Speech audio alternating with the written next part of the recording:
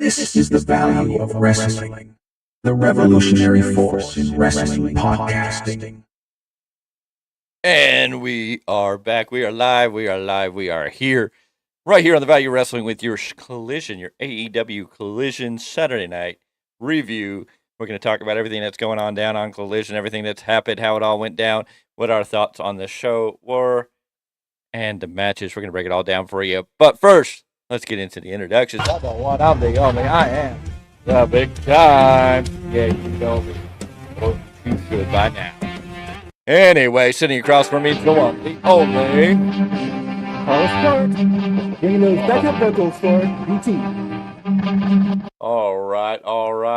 We thank you for being with us. If you're in the chat, let us know that we could be heard and that we are sounding beautiful. Our faces are beautiful, as they always are, as we are here to break down a Collision show that I don't even know if I'm really excited to break down.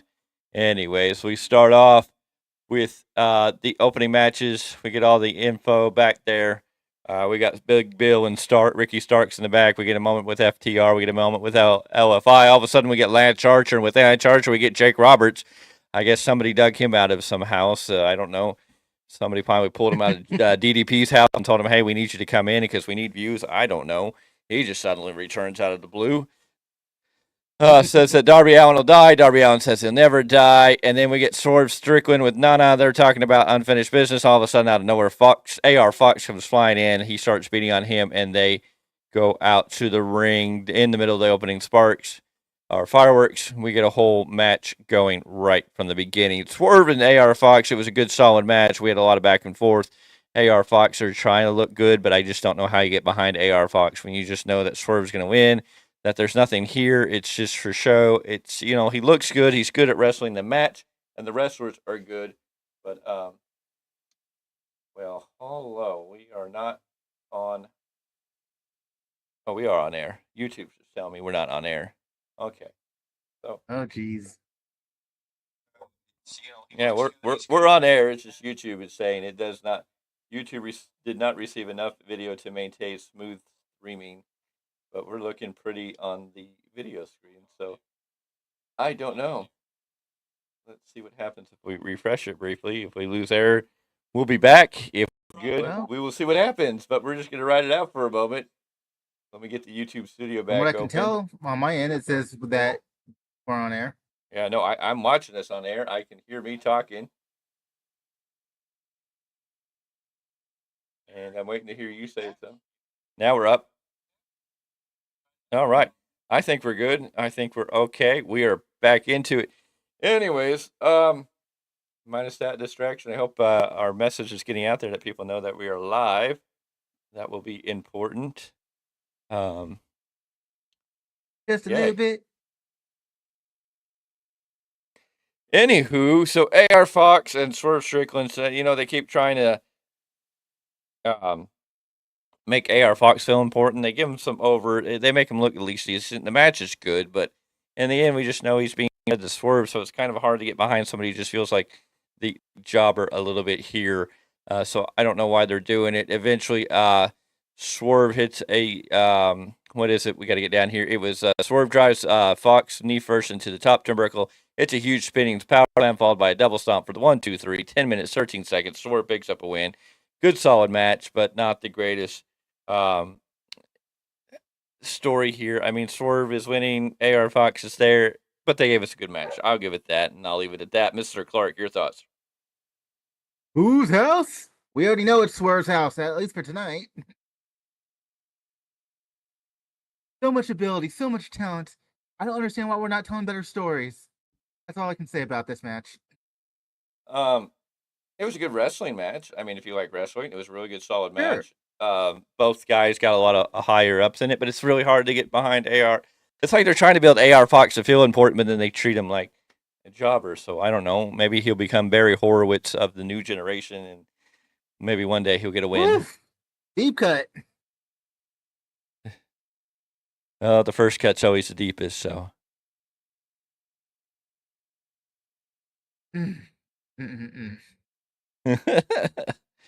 Anyway, so we get the after the match, all the stupid fallout. This is what ruined the match afterwards. So AR Fox is to be by Swerve Strickland. Well, the Gates of Agony came out in the middle of the match, and then they got in the ring, and they were gonna beat on Fox until FTR came down. Then Swerve and Ricky Starks and Big Bill came in, and so they started beating on FTR, and then LFI came down to help balance it all out. Then afterwards, we get after LFI chased everybody out of the ring. FTR goes to shake LFI's hands. LFI doesn't shake their hands, just kind of brushes by him. So we don't know what's going on there. Of course, every time I look at LFI's name and they say that in gobble, I don't know. I just start thinking turkey. So I'm gonna go gobble, gobble, gobble, gobble, gobble. Yeah, no. Okay. Oh Lord. I know it's a bad joke. That's what happens when you become a dad. Anyways, also in the audience, I guess, was pictured the House of Black. So we've got this weird storyline with FTR, House of Black, LFI, Gates of Agony, Ricky Starks, and Big Bill. I don't know who's going after anybody. It seems like nobody's going after the tag team champions. So, and of course, the number one contenders technically would be the Young Bucks, but they're over there worrying about being abandoned by all their friends. So, yay. WWE seems to be wanting to get their tag team division back together. AEW is just basically going, we don't know what we're doing with our tag team division. We're exploding. That's what we're doing. I'm not going to be surprised when Ricky Stark's contract ends. He's going to jump over to WWE because he has the talent and the ability. He just needs the right people to give him the right direction to become something super special. I mean, he could be on the levels of like an LA Knight right now. Yes, a lot of people are going to compare him to The Rock. They sort of already do, but I mean, he has that charisma. He has that type of character. He would be huge, and I think Triple H would know exactly how to, carry him through and get him going and send him to the freaking moon. Not to steal anything from Cameron Grimes, but can't deny the facts. Anyways, MJF speaks backstage after Dynamite. He calls Jay White twice stupid.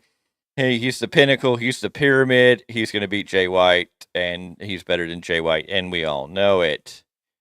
We go to post-Dynamite concerts with Jay White with the Bang Bang Gang. They start singing Jay White beat MJF or whatever they were singing. You got pinned by Jay. It was, yeah. And then, of course, Jay played Who Just Pinned Him, Who Just Beat Him. Yay. So we got the interview going forward from there. And then we got a backstage commercial with, I don't know, the fool that looks like David Bowie from the 80s. Like, I'm really like, he has no shirt and just sleeves on. Kip Sabian. Kip Sabian, yes. He looks like David Bowie from the 80s. I keep thinking somebody's going to call him and make, Doc from Back to the Future is going to pull up in the DeLorean and take him back to the proper time that he should be in. Anyways, he's pissed off about what Mark Briscoe did to him last week. He's got tag team partners in the Workhorsemen. I guess the Workhorsemen is the Kyle O'Reilly Reject and the Kevin Owens Temu. If you went to Temu and bought Kevin Owens, you'd get whatever this dude's name is. Drake, or I don't know what his name is. They don't. JD Drake. There you go, JD Drake. Yay. He looks like a Kevin Owens from Temu for all understanding. Anyways, then we get Briscoe. He's up for the challenge. He's going to get two buddies. In walks FTR, and he turns down FTR going, no, I'm not going to make you work double duty. I got two other guys. And the two other guys, yeah, it was what it was. I mean, it's not horrible. Anyways, then we get an announcement because we're going to get Matt Taven and Mike Bennett. We're going to get the Kingdom in the ring. And, of course, we got to hear Roderick Strong call somebody else's name. He's like, Dash. And then, of course, we get Adam, and they want to talk about neck health. And I'm over this neck health crap. Somebody needs to put a gag in Roderick Strong's mouth because this poor, brutal beating, I'm over it. Anyways. The match is not even worth talking about. My question is, why is Roderick Strong going to the playbook of Vicky Guerrero? That's what it feels like to me. Anyways, we had the Kingdom against two whoever's doing whatever from who cares where they came from. Send them back in a box, UPS, overnight. This match ended in a double team spike power driver. Kingdom won in 1 minute, 19 seconds. Squash. What else do you care about? Only sad part's one of these. The names of these last guys were McGregor and Nash. That was probably the most over spot. That's probably the most over they got is that their last names are McGregor and Nash. There you go. Post-match, I guess Strong has hit the miracle cure, jumped up out of the wheelchair and hits a running boot to McGregor. And then the Kingdom helped him carry him back to his wheelchair. So, yay.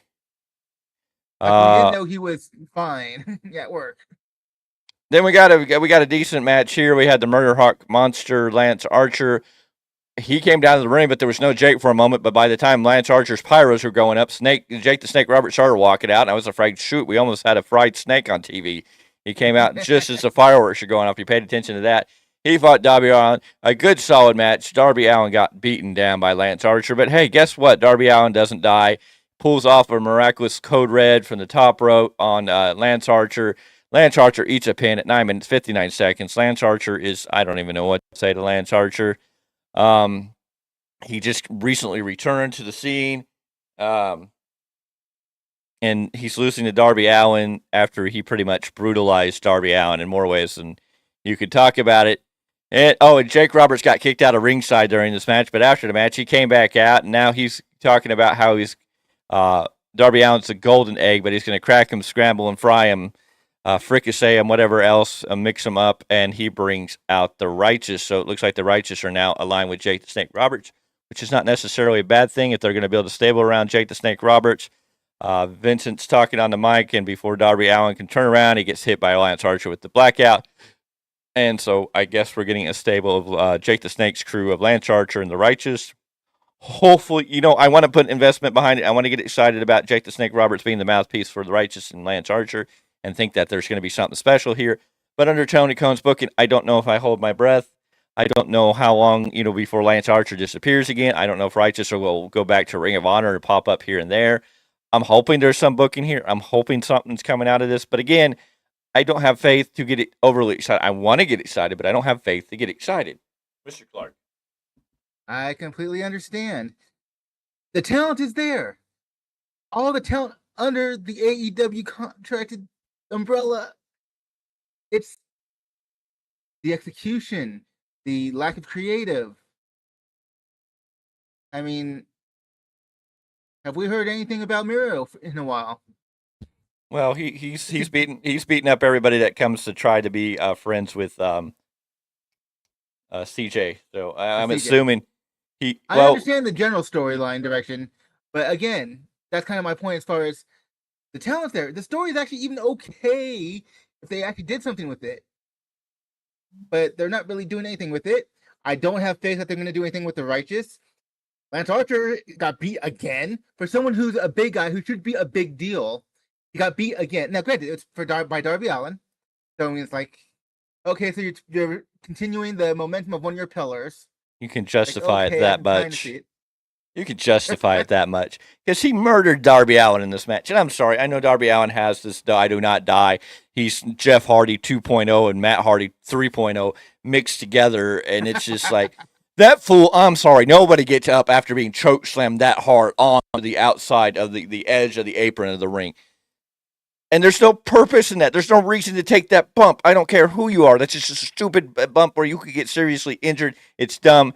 And there's no reason anybody should be getting up from a move when you're up on Murder Hawk. When Lance Archer takes you up this high and slams you down. I mean, he choke slammed that fool right on the apron, back first. I mean, I get that some people can have superhuman powers, but Darby Allin, no.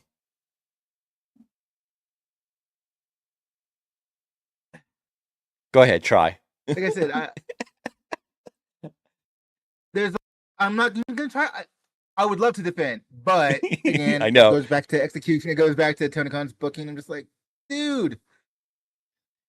But I mean, this roster. Yeah. This roster should be able to compete with WWE. And if you're looking at talent alone, yes, this roster should be able to compete with WWE. However, they can't because they're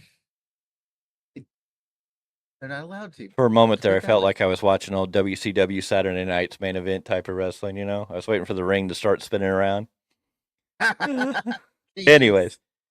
But I'm sorry, you can't choke slam a fool on the apron like that, and he's just going to be okay. I'm just like, and Darby Allin, I know he's that guy that has to take all those insane bumps, but can Jeff and Matt not sit this fool down and go, hey, it's really not worth it in the long run? So I mean, look how those fools move. Matt and Jeff go Billy, I'm surprised they're not on walkers trying to move around that ring some matches. It's sad, and I see where Darby Allin's trying to be something. I don't know if anybody will ever let Darby Allin really be anything. I don't know I mean, I think you could build a story around him being a world champion if you really wanted to and built the right story, but I don't know if anybody's ever going to give it to him, and he's just going to be the spot monkey boy. And I'd like to see more for him, but he enjoys what he does, I guess. That's about it. Anyways, we're backstage with Lexi Nair. She has Chris Statlander, Will Nightingale, and I guess her new name is Scooby Sky Blue. Or Doobie the Sky Blue. Ooh, Scooby. So she still has her eyes painted up. Willow doesn't. They talk. Chris Statlander wanted to thank Sky for doing whatever she did. Sky was like, I didn't do it for you. I did it for Willow.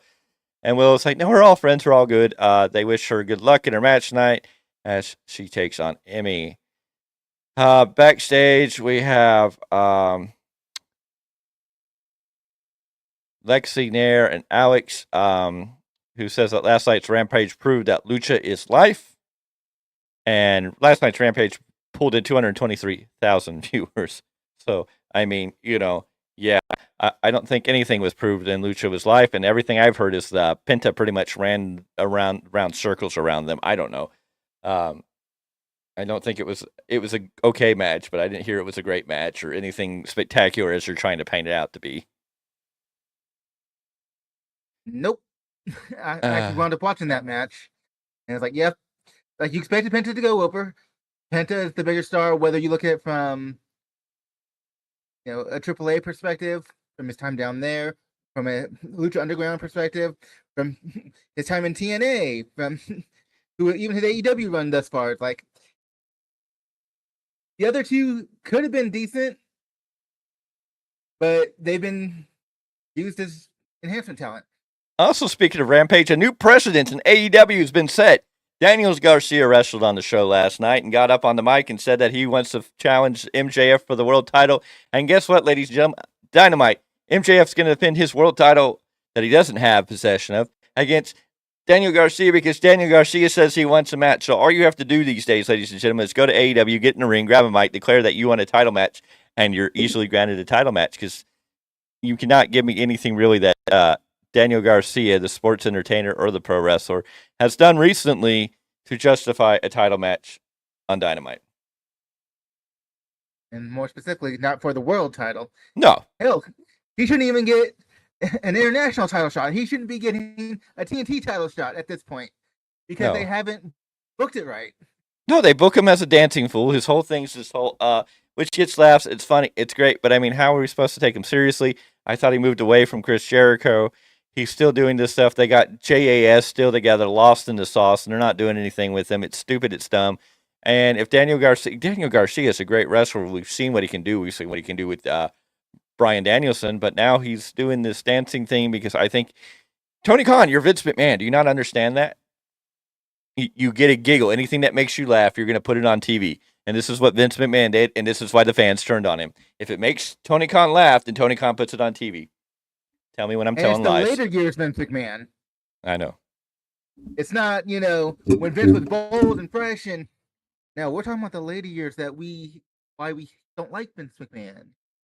You got to touch Vince McMahon. That's who you are now, Tony Khan. Yeah, that's How the road. Your company is only a few years old, and you're already this bad. At least Vince had decades upon decades before he lost touch. What's your excuse? And the hypocrisy that he's coming out with, too. He's getting hit in a lot of ways. I don't know what Tony Khan's going to do to dig himself out of the hole he started to dig for himself. Very vastly, he has taken his shovel and started digging him a hole. You want to talk about somebody getting buried, and he wasn't buried by John Cena. Tony Khan buried himself. So, yeah, it wasn't anybody else's fault. Tony screwed Tony. Jeez. Tell me when I'm telling lies. Anyway, so we got the Lucha Life thing. Alex is here. We have Penta. Penta is a family man. He doesn't like what Swerve did at Hangman's house. So now Penta is challenging Swerve because he doesn't appreciate or stand for what Swerve did. So on Wednesday night, along with Daniel Garcia and MJF for the AEW World Title, we're going to get Penta versus Swerve. And we're getting another match that we're going to talk about a little later that's going to make everybody cringe. And we'll get that discussion. Anyways, here comes the stupidest, cringiest part. Oh, this was horrible. we get the Acclaim. They're here to celebrate day 69. They've been champions for 69 days. I guess the Acclaimed and Billy Gunn had a girl because pink and white streamers flew all over the place. I don't know. It was nothing. It went on and it went on, and they all got on the mic and they all talked forever and ever, and it just kept going on until Dalton came down with the boys and they did their little parading around. Peacock Man doing Peacock stuff. I know that he has a basis in Ring of Honor. I know he has his fan base. I know he's entertaining his own right. To me, I'm like, I don't understand him. I get he's a peacock or thinks he's a peacock. I kind of get the narcissistic peacock gimmick that he's going for, but none of this made sense. He came down and took the trophy away from one of the boys went and stole the trophy and gave it to Dalton, and Dalton took the trophy and decided to slam it down on the outside in the ring. He took it, threw it over the top ropes down to the hard floor. It busted into pieces, and this made a match. So we had an AO's Trios Championship match with Dalton and the boys against the Acclaimed and Daddy Ass. That was a Feed Me match that ended in 6 minutes and 22 seconds after a Famouser followed by the Arrival and a mic drop. It gets a pin at 6:22. And the Acclaimed continue to be your Trios Tag Team Champions. Why we needed Dalton, I don't know. They went too long in the 69 party. Then Dalton coming down just kind of, I don't know. It was weird. It was not necessary. It was just, I don't know. I didn't prefer it. It went on. I'm kind of over the Acclaim. Everybody loves the Acclaim, right? Cool. If you love the Acclaim, not that they're bad wrestlers. It's just the gimmick. It's over. I'm tired of celebrating days. 69 days isn't anything when you're in a title reign. 2 months and 9 days. Ooh. I get the 69 joke, but it's a little over for me. Dalton and the boys coming down in an unannounced title match was kind of like, you broke my trophy. Oh my God, why does that feel like something you fight over in Little League Baseball? You broke my trophy, we're going to fight. Anywho, Mr. Clarke, your thoughts on the 69 party, the Dalton and the boys match versus the Acclaimed and Daddy Ass? As much as I have been, a fan of the Acclaimed, right now they're feeling like a watered down version of DX. With the innuendos, the 69, all that. All yeah. 3 of them are better. That's right. I forgot to chew out Daddy Ass for pulling out his stuff.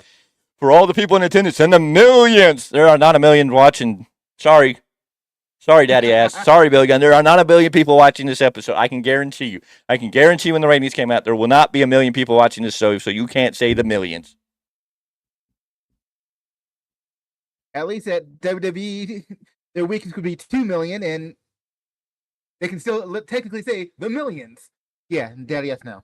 You're not in DX no more, dude. It ain't working. I mean, even your boys are saying, we got 2 words for you, but it's guns up, not suck it. Yeah. No. I mean, Miguel, I believe Dalton and the boys had the Ring of Honor 6-man tag titles at one point, but I don't know. And yeah. Again, they can hold those titles and they can feel important in Ring of Honor, but they're not important in AEW. Just because people who've watched previous Ring of Honor stuff that look at them that way, the people who are coming in AEW who don't know these people are like, this guy is weird and he's got these boys and it feels weird. Well, he was thought of as weird in Ring of Honor too, but that's kind of the point. Well, and I get what the point is. He's peacock. He's playing with these innuendos. He's kind of a gold dust kind of play with your mind trickery stuff here in a way. But I mean, there's nothing there for us. I mean, if you haven't seen him before he's in AEW, then you're kind of like, okay. WTF? Exactly. Anyways, we're backstage after that debacle. We have Andrade talking to Lexi Nair. Are you going to take up CJ Perry on an offer?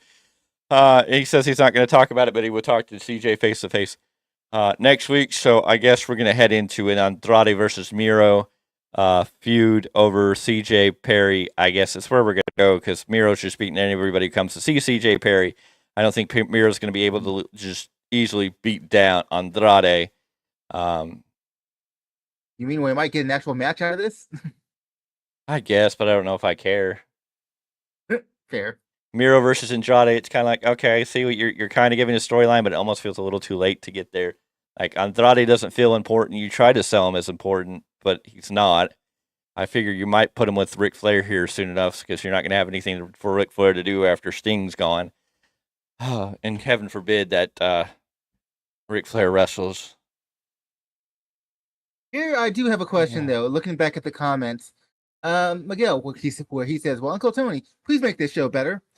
Do you really feel that close to Tony Khan, Miguel? This whole when we call Dave Meltzer Uncle Dave, Uncle Tony, like, really? What's that about? Miguel must be like Jay Lethal is with Jeff Jarrett. So I mean, speak, boy, or you may get fired. You got to roll the dice now. See, you shouldn't have spoken what you just spoke because now you're going to force yourself to say what you didn't want to say. So either way, you're probably going to get fired. So you might as well just say what you were going to say. Maybe you'll get lucky. Fired for a cause. Don't get fired for nothing. I think Miguel those who are watching us who are not able to read the comments here, Miguel says, I want to say something, but I don't want to get fired, which is why BT said what he just said. Exactly. Bring it on, Miguel. Bring it on. I've got all night. I mean, hey. It's Tony Khan, your uncle. It's Tony Khan, your uncle, Jeff Jarrett, Do we need to go off on you that you're better than, is that your family?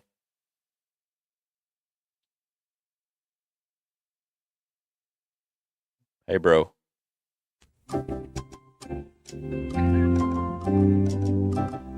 Any day now. Don't be afraid to type. Use them fingers.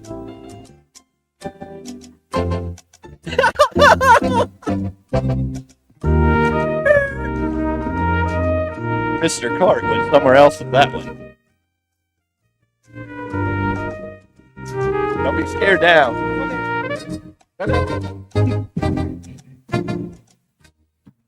I need to be PC and not just Paulus Clarke.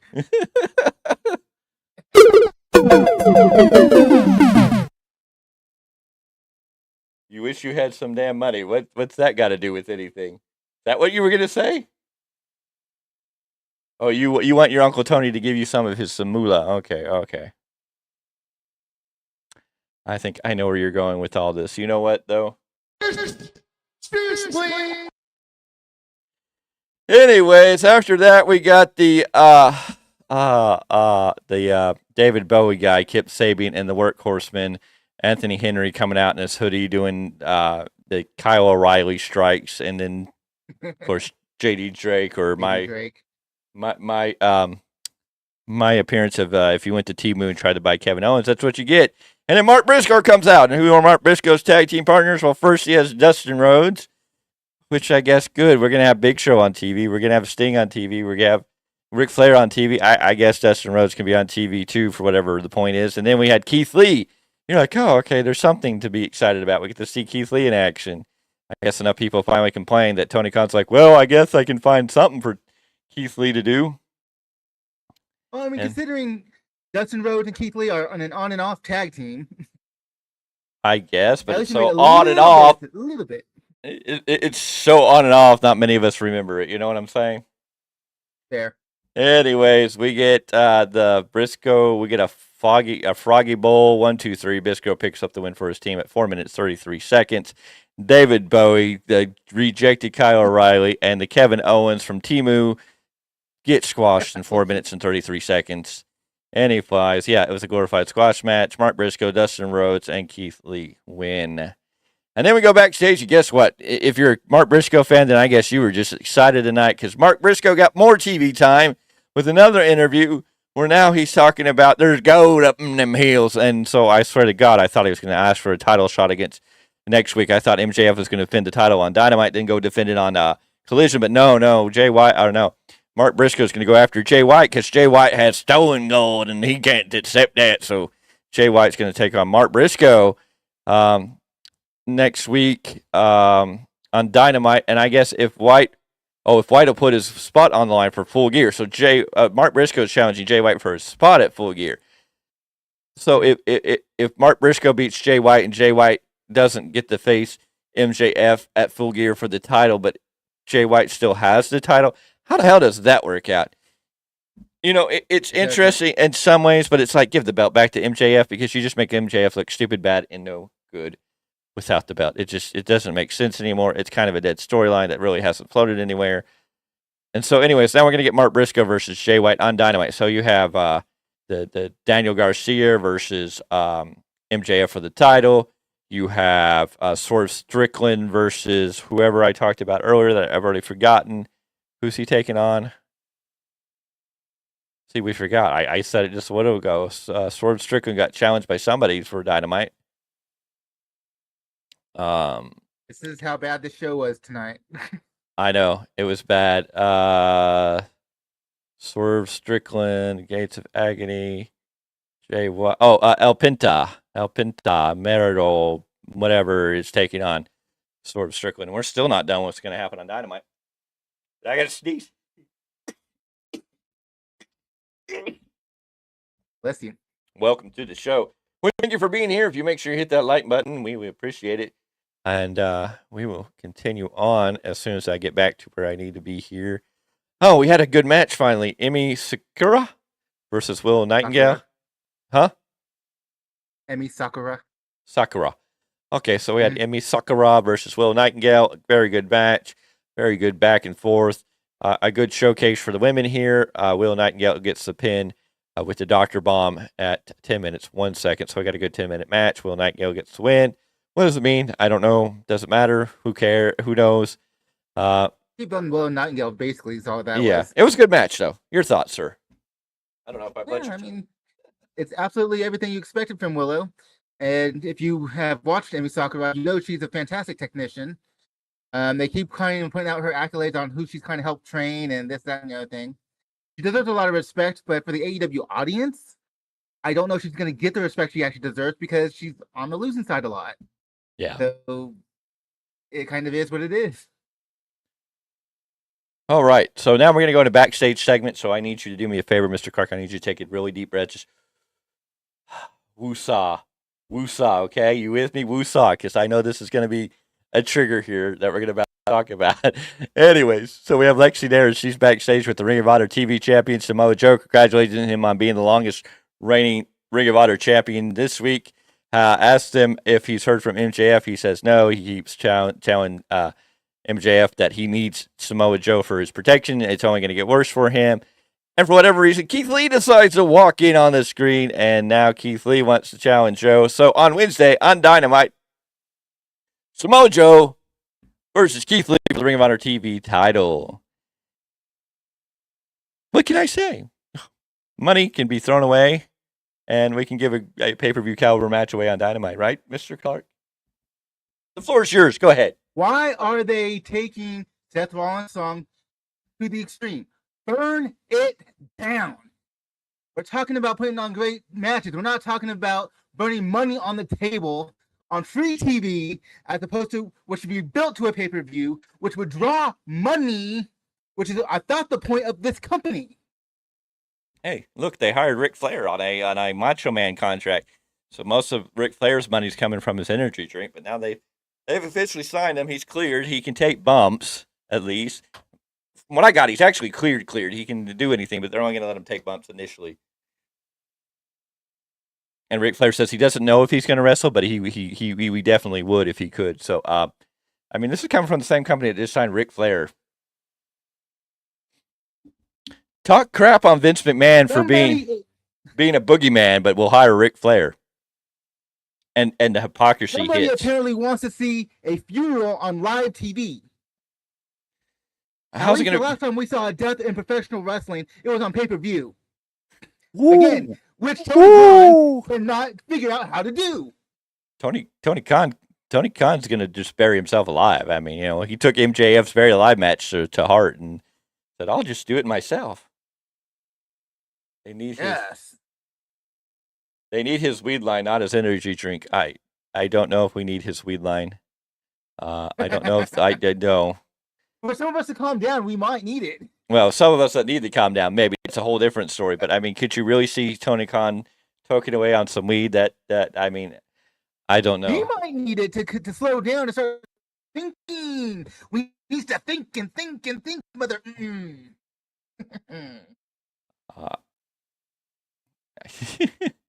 That might slow him down too much.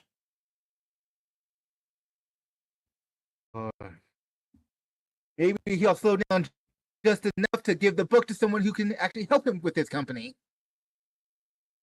Oh, he's had the minds. I threw it off. I already threw it out to y'all off air. Give Jake Roberts the book. He has previous experience. Yes, he has previous experience with WWE, and I think he booked it in WCW for a while too. More, I think, under Jim Crockett's I believe you're right. I think before Bill Watts came in, if I remember everything correctly there. I'm not entirely sure on the time, but I do remember, early 90s. I've seen interviews of his where he talks about it a little bit. Go ahead. Anyways, from there we had the main event, the 8-man tag match. Because hey, we did one on Dynamite. Let's do an 8-man tag on Collision, and let's just put eight people all together because it just needs to. So we had FTR with LFI, who already had issues from earlier. Then we had Ricky Starks and Big Bill, but they get to team up with the Gates of Agony. There's a little bit of a connection there, but it's just kind of weird, I guess. But you have the Gates of Agony, who are 2/3 of the Ring of Honor 6-man tag team, and then Big Bill and Ricky Starks are the AEW champions. And the Young Bucks are the number 1 contenders, in case anybody forgot about that. They won a number 1 contenders at Wrestle Dream. You know, that pay-per-view that happened a little while back, last month. But anyways, yes, the Young Bucks are the number 1 contenders to the AEW tag titles, but the AEW tag champions are over here joining the Gates of Agony and sometimes the House of Black. Who knows? Anyways, it was a good match for having all 8 men in it. Eventually, we got the Bullhorn by Rush for a 1-2-3. It lasted 15 minutes, 2 seconds. After the match, FTR went for a handshake. LFI left and headed up to the ramp. Then we had House of Black appear on screen.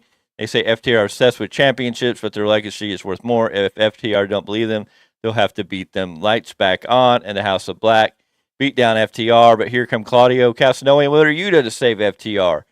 Yuta hits Brody King with a chair, and Claudio gets Black in the swing position, but Malachi kicks his way out of it, and they make a hasty retreat.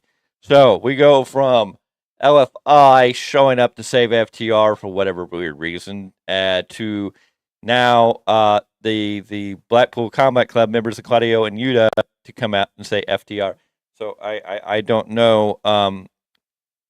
I guess either Adam Copeland's thing to book them, or they're just wanting to. Everybody's on CM Punk's side and they keep trying to save FTR. I don't know. I don't know why everybody's saving FTR. It doesn't make sense. Maybe the Young Bucks should have never re-signed their contracts and gone to WWE because it sure seems like they've fallen off to nowhere land. He needs to hang out with RVD. No, Tony Khan doesn't need to hang out with RVD. RVD is going to be busy anyways. RVD and Matt Riddle are trying to get a match together. I guess they have a match together somewhere coming up in next year. Is going to be Matt Riddle's big return wrestling match. It's going to be Matt Riddle versus RVD. But no, RVD needs to go away from Tony Khan. That's the last person we need. Oh, fuck it, man. Let him make his money. However long AEW lasts, let RVD make his money. I don't mind him tagging with Hook. Is it the greatest thing? No. But it's still entertaining enough, at least. Well, fine. Let's bring in Sabu, and let's bring in Sandman, and let's bring in I'm sure Tommy Dreamer for one night only. Who else is left? Let's go to the geriatric Hall of Fame, or the geriatric home for wrestlers, and just start finding everybody we can. Okay, Tony? We want to relive your history, your childhood. Let's go out there. I mean, heck, you banned Hulk Hogan from your company, but you hired Ric Flair. So, I mean, maybe it's time. Maybe you need to call Hulk Hogan up. I mean, hey, why not? I mean, it's what saved WCW, right? WCW brought in Hulk Hogan and had him go right up against Ric Flair. Oh, Lord. Am I telling lies? Oh. I've got it for you, Tony. You just got to hire Hulk Hogan. I'm sure he'll be ready. And then we got to go find Ed Leslie. If we can bring him back as the Beefcake or the Butcher, the Zodiac, the Barber, the Candy Stick Man. I don't know, whatever name you want to call him. I'm sure Brian Knobs and Jerry Saggs would be happy to get back in the ring. I mean, I'm sure they can hobble along somewhere out there. Tell me when I'm telling lies. Somebody tell me when I'm telling lies. Ninja. I'm just telling you. I mean, what else do we need? What? Tony Khan. I'm sure we're gonna hear in the news. Tony Khan goes to Vince McMahon. Can I buy the NWO rights? I want to buy the rights to the NWO and bring the NWO back. I know Vince will never sell it because it's one of the top 10 sellers in WWE, but I don't know what Tony Khan's doing. I don't know what he's booking. I don't know. I know he got over 800,000. I think it was 832,000 viewers on Collision, and I'm sure our Dynamite this past Dynamite had a huge increase in viewership.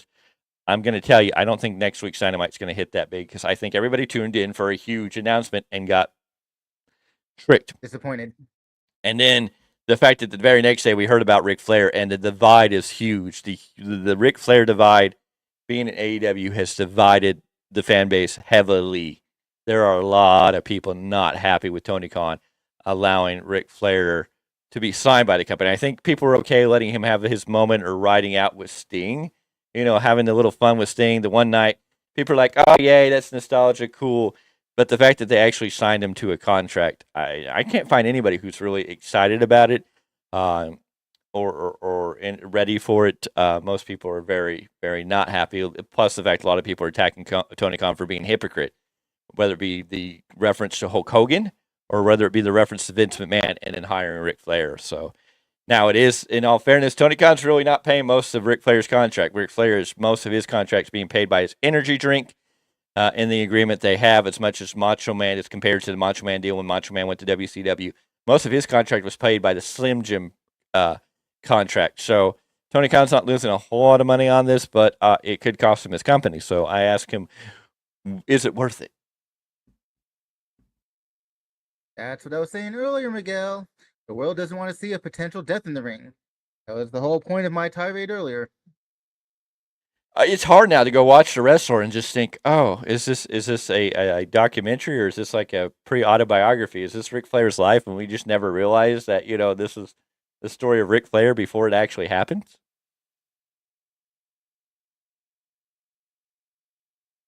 It'll be live on Dynamite too. I mean, that's Ric Flair's first match back on Dynamite.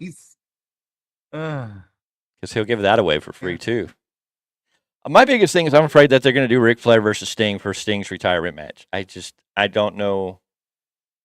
I don't know what you do, and I'm afraid that's going to be the answer. It would be one thing if they were bringing Ric Flair in to do something like Flair for the Gold, a talk show, something to help put other guys over, whatever. No. Fear of him wrestling. He's been cleared. They've said only... That's I think where a lot of us are. He's been cleared. Medically cleared.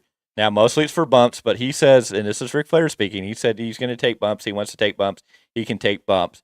But he's interested in getting in the ring, but he doesn't know if Tony will let him, basically. I don't know if they'll let me, is the statement, but I don't think it takes much. I don't think it takes much. Of course, I don't know the backlash that may fall. I don't know what Tony Khan does.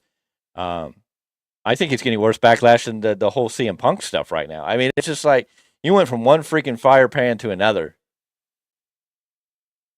I mean, it's just like you thought things were bad with CM Punk. Now you've got Ric Flair there, and I'm just like, boy, we are in trouble. I might as well just go hire Dixie Carter to help you book your company. I mean, why not? I think Dixie would do a better job. That's what scares me. At this point, I think Dixie would do a better job, even amongst all the bad decisions in TNA. I would tell him to go get Eric Bischoff, but Eric Bischoff says, hell no. Eric Bischoff have no desire to be involved in AEW. I think Tony Khan's only prayer, he may have missed the opportunity while he was there in Louisville, Kentucky, but I think the great mind of Louisville, Kentucky, the mastermind of professional wrestling, the librarian of wrestling knowledge there in Louisville, Kentucky, one Mr. Jim Cornette, may be the saving grace if Tony Khan were willing to get on his knees and do whatever it took. I mean, I don't know what else you do. As much as there's a lot about Cornette that I don't like, no one can deny his wrestling mind. He knows how to tell a freaking story. He knows how to build. I would agree with you. He could get the job done. Oh, yeah. I mean, who else is left out there? I mean, there's one other name we could talk about that could help inject the poison into the arm of AEW if we really wanted to get serious. Brother. Please tell me I'm not going to come back home and put it back to your knees. Brother, let me tell you, brother. I can't do a New York accent, because we up in New York, boy. No, that's more Boston. You're searching for that bat. I mean, there's one other name. Talking about Boston. Huh? I thought you were talking about a dude from New York. Yeah, I am talking about a dude from New York. I was trying to get my Yankee accent, but it kept coming out more Boston, like Parker Kyle and why I can't get the brother. Oh, okay. Brother this, brother that, brother. I've been in the wrestling game, brother. I'm still in the wrestling business, brother. I've been doing this for 20 years, brother. Anyways. Vince Russo's always available. We do not want to manifest what I think you're talking. You mother.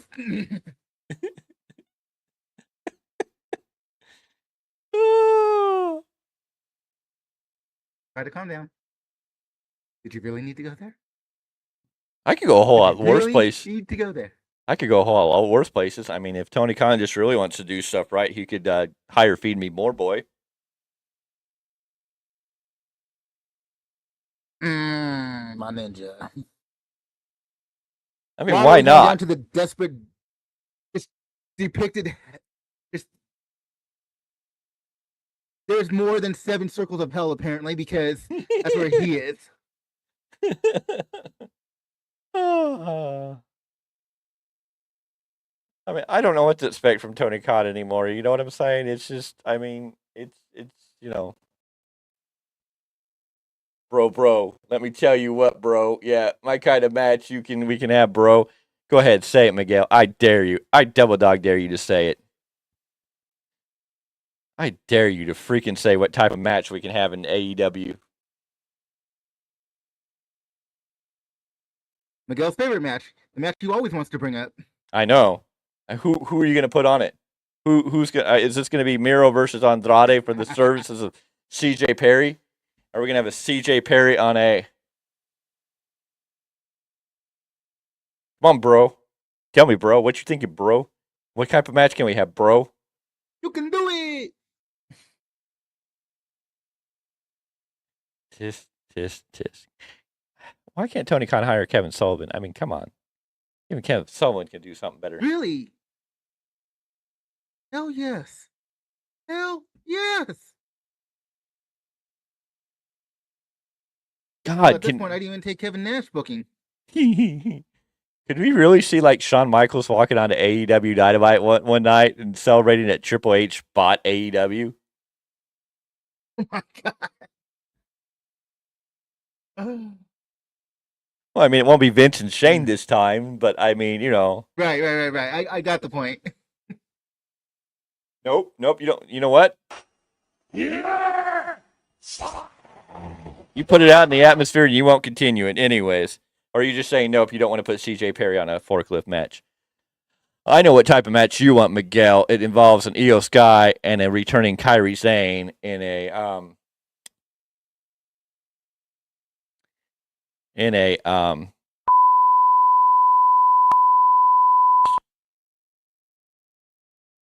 we know. I'm gonna have to go back and try to read your lips. Did you see the coat party Kevin Sullivan was having on NWA? Oh, well, was it Kevin Sullivan? No, it was Father James Mitchell, first of all. Oh. It wasn't Kevin Sullivan. Yeah, that was Kevin James Mitchell. What the hell was that? I saw a clip, but I was like, they're not seriously doing what I think they're doing. So that pay-per-view was supposed to be the most hardcore that the NWA has ever done, blah, blah, blah. So they were just kind of following those lines of entertainment, if you will. I know. Coke, no, but obviously, yes, they actually did a scene, if you will. Well, I saw the table with James Mitchell and then like several other people, and I'm just like, okay, let's make wrestling look bad. Like we don't already know some of the guys, and the many of people who've died from drug habits like that, and we're gonna put it on a wrestling show. I don't know if that's in good taste. I don't know how Billy Corgan. I mean, I think Billy Corgan has a good mind for the business, but I don't know how he let that one. Just it happens in the rock and roll world too, though. So I mean, he's very familiar with it, I would think. Well, but even my time as a photographer, I have found things that I wish I didn't see. Well, and that's true. Billy Corgan of the Smashing Pumpkins, if you don't know. So you should understand drugs and rock and roll and how that could really present a bad taste because of names that have passed away from drugs like that, especially the big names that have had drug addiction, were addicted to drugs and died because of drug overdoses, or had drug addictions, overcame them, but still died because of the after effects of the death. So, I mean, I don't. I saw it, but I never watched it because I was just like, I felt like that was really in bad taste, no matter what they were doing with it. I'm in agreement with you. Because it's just, and I want to see Billy Corgan and them succeed. I heard he's actually, I don't know if that was what they were talking about. I heard there's an article where something happened with NWA and CW is not happy with them now. Oof, that would not surprise me. And that may be it, because I mean, I saw it and I read it. It said Coke Party or something. And I was like, huh? Mm-hmm. I'm like, that's got to be something funky, but I don't really want to know what they're doing. But oh my god, that's, I'm sorry. That's bad. That is really bad taste to take it to that level with some of the big names that have passed away to drug abuse. I mean, Eddie Guerrero is one of the first ones that comes up to mind, and then Kurt Hennig. Yeah, no. Anyways,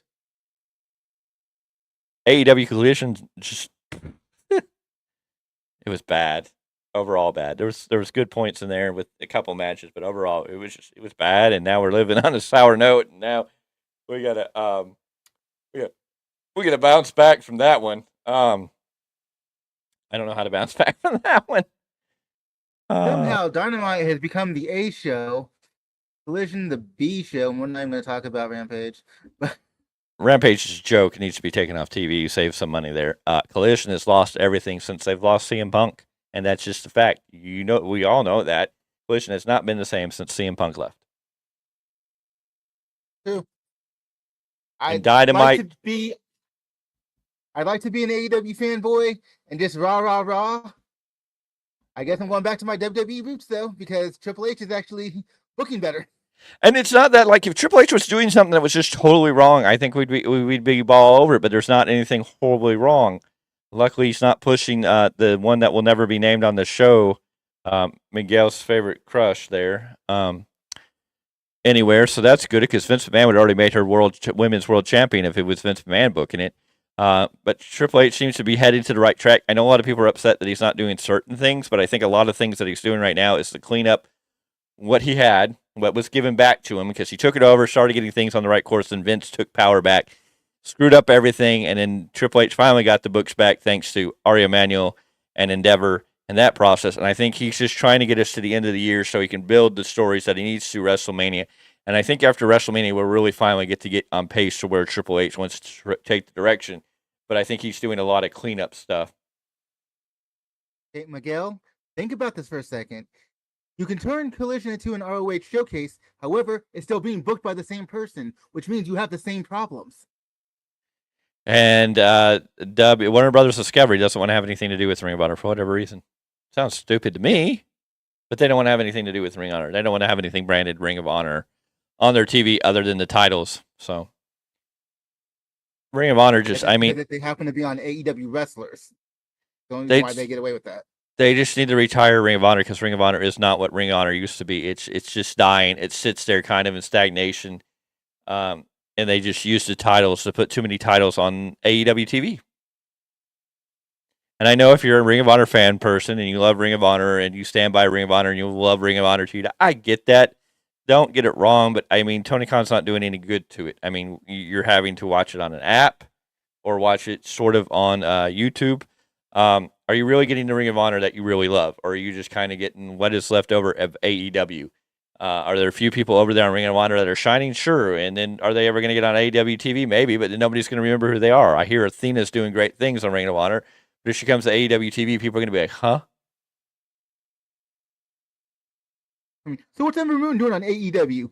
Exactly. Jesus.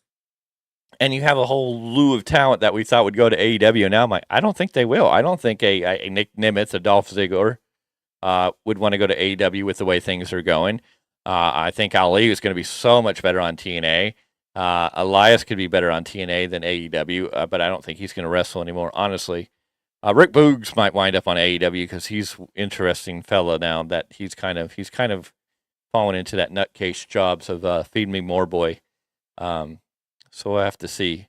He's a big Vince McMahon guy too, so he was happier when Vince was in control because he was getting more attention. I don't know what type of attention, but we won't get down that rabbit hole right now. We will stay clear of that boat and not sink down the ship with that note. Anyways, you know what? It's really time to wrap this up. We've been on for an hour. We've talked about Collision. It was not good. It was not pretty. We were not excited. We almost did not want to come on here even talk about it. And that's sad. But again, we are here to give you what, we do what's best for business. And we know that we promise you a Collision. We promise to be here each and every week doing these live programs. And we are here to cover it, good, bad, or ugly, or otherwise, like I always say. But the good news is tomorrow at 12 p.m. Pacific Standard Time, we will be back with another weekly roundup with Miguel Z, our New Japan Pro Wrestling expert. We will see him on, remember all the drama to get one Briscoe on AEW TV. I don't know what all the drama with getting one Briscoe on TV. You're talking about it took Jay dying to get Mark on AEW TV. Wow. So that you're booking a guy on AEW TV because his brother died because you feel sorry for him. Yeah. Well, I mean, he wanted the Briscoe brothers before on AEW TV, and the whole thing that comment that Jay made, years ago, got him canceled basically by the Warner Brothers higher ups. But now you put his brother. That's one thing I don't. Mark Briscoe doesn't do much for me because I don't know a whole lot of their history. I've seen a little bit. I know we're a good tag team, but Mark Briscoe is also kind of like the only reason I feel he's on AEW TV is because his brother died. And I'm just kind of like, feels like a pity show. Like, oh, okay, well, you're here because your brother died. Jay was the more serious one. Mark was the more comedy guy. Yeah. And that's what kind of, as a tag team, it helped gel very well together. Yeah. But I understand from a singles perspective, and if you only know him from AEW, I understand where you're coming from. We are here for the wrestling fans. No, we are here for the wrestling fans. We are wrestling fans. We are diehard wrestling fans. I've been loving wrestling since the mid-'80s.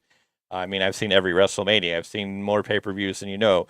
I've seen the videos on VHS, the Collison home videos. I saw even the off-name brand videotapes that were out there. When I went to the video store, I was renting one wrestling tape and watching it. So, I mean, we are here. That's what we do. We are here to give you, the wrestling fans, our honest opinion and to be honest and put out the information that we do have. And unfortunately, tonight was not a good night. We had a good show this morning. Take our value of wrestling, our perception of the value of wrestling. Well, the whole point of the brand. Yes, our whole branding point is we want to put value back into wrestling, and we are giving you the best value for what we can to wrestling. And we're trying to bring value back into wrestling by pointing out things that we don't think are right, And you may not agree with us, and that's perfectly fine. And you're welcome to have your opinion, and we don't discourage you from having your opinion. And you're always welcome to share it. And we may not agree with you, and you may not agree with us, and that's okay. It's okay not to agree. I mean, that's how you learn and get better at life. It's when you don't agree with everybody, you get to learn something from one another, and eventually grow forward. Anywho. Let's get out of here. Let's wrap this up because we've just beaten the dead horse over and over again. It's time to take it down to the glue factory and let it be done. Anyways, ladies and gentlemen, this is the Value Wrestling. Tomorrow we will be live at 12 p.m. Pacific Standard Time. We will be live, me, Mr. Clarke, and our New Japan Pro Wrestling expert, Mr. Z. Miguel Z. will be there. And we will break down everything that's gone on this week of wrestling. We'll discuss everything in this week's wrestling. We will have a wonderful discussion. We hope to see you there. If you're watching this video after the fact, please make sure you hit the like button. And if you're not, please hit that subscribe button. Join the Value Wrestling family. Become part of the Value Wrestling family because each member is important to us and to our growth, and we need your support. So hit that subscribe button. Make sure you ring that bell for notifications. So when we go live or any new content, because we're always putting out new content, comes up, you will be able to be notified about it. And we thank you for joining us tonight. We hope to see you tomorrow at 12 p.m. Pacific Standard Time. And as I always say to end all these wonderful shows, until the next episode, it's time to say bye. And we will get out of here as soon as I get my mouse back to working again. There we go. Let's go.